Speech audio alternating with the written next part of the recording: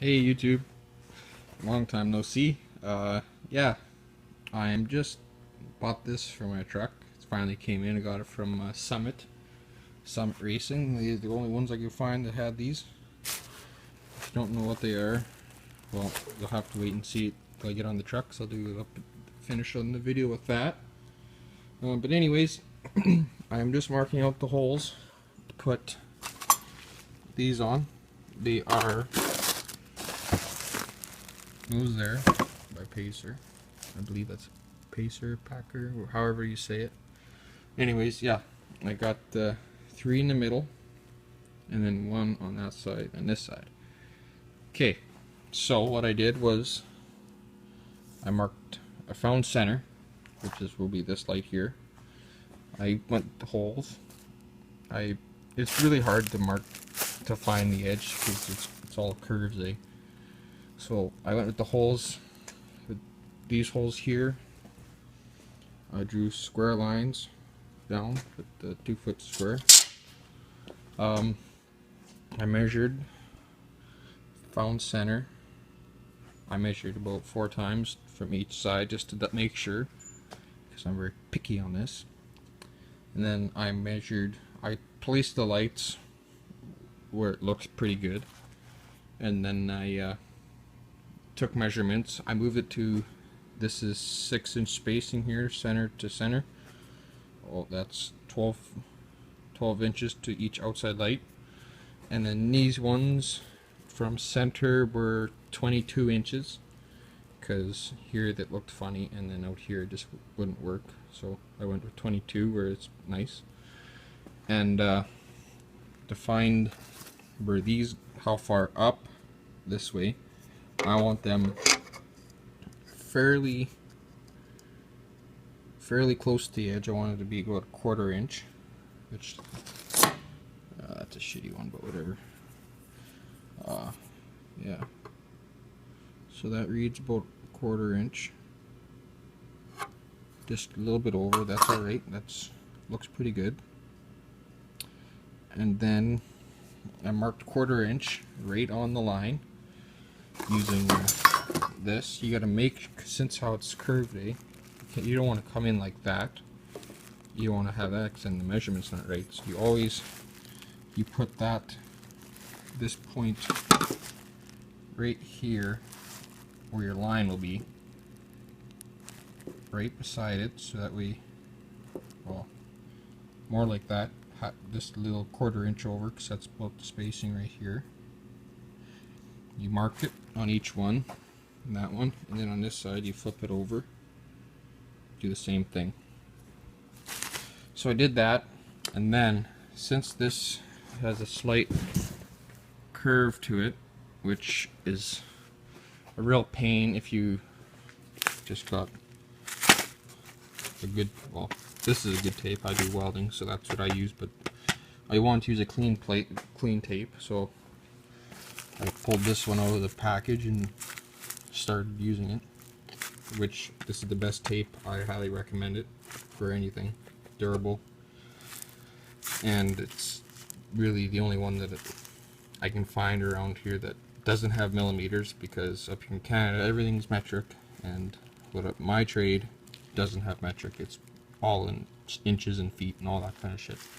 So I go by that.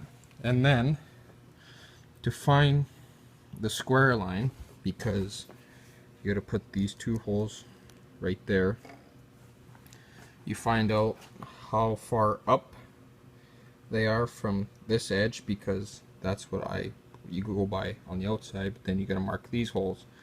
So what I did was I found how far up they were with their 1 9/16 inches plus a 1/4 inch, and then that's how you get, oh, what was it, 1 and 3/4, just 1 3/4, that is 1 13/16. So you mark those ones like I showed, and then due to the curve, I just took my time card, because I'm doing this at the workshop, which I squared on my measurement, or I squared with the square to make sure it was square, I had to trim a little, but then I went off my Y line to draw my X. I did this way, and then I lined it up. It's hard to see. I lined it up on there and continued the line. I did that for all 5. So now I am going to find my measurement from center of these to find out where that hole and that hole goes on each, and I'll catch you up then. Well, I found out the measurements where I gotta have the 2 holes drilled for those, and that'll sit there just like that. So I got them all 5 marked out, and I went check it. Everything, all the measurements work. And then, because I had my hand like this, I did not realize I was placing it to double check,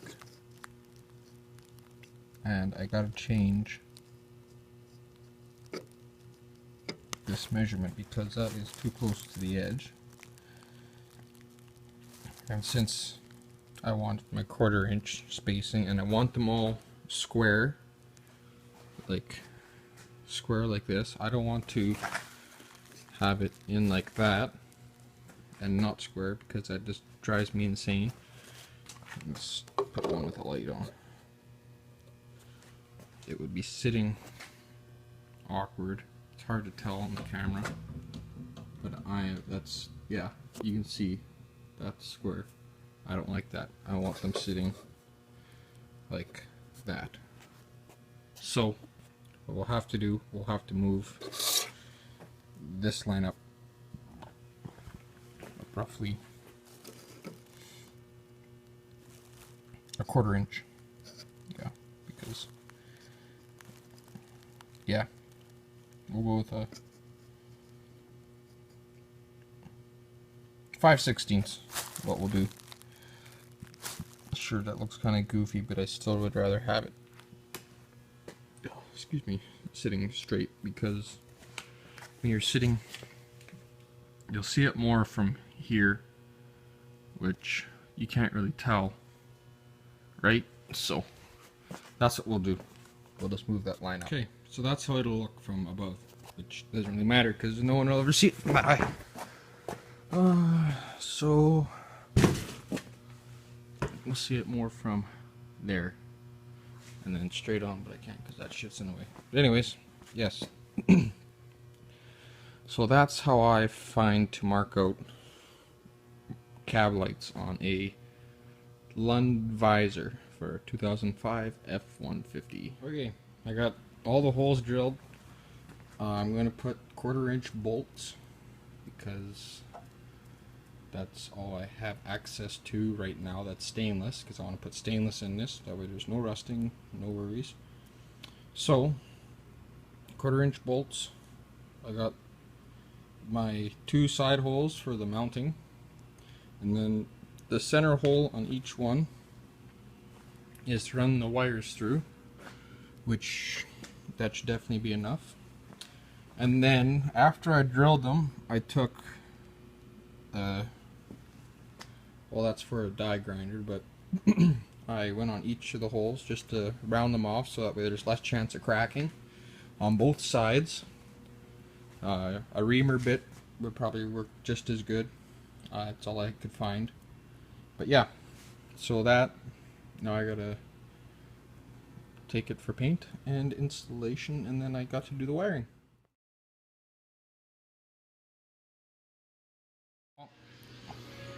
We got it on. So the lights go.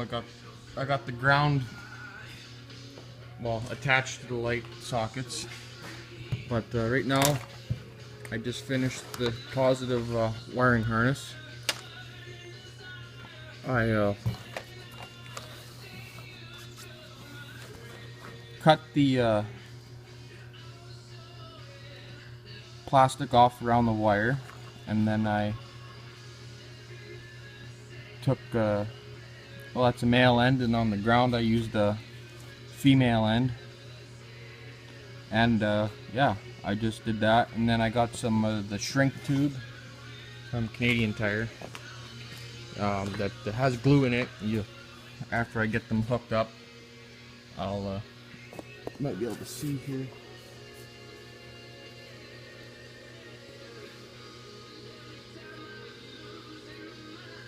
Kind of on all of them there. And then I got stainless hardware. I think it's pink by one will work. We'll see. Got that, washers, and I got a kit. That's the shit right there. And then yeah, I just took those and stripped off the insulation. That's the word.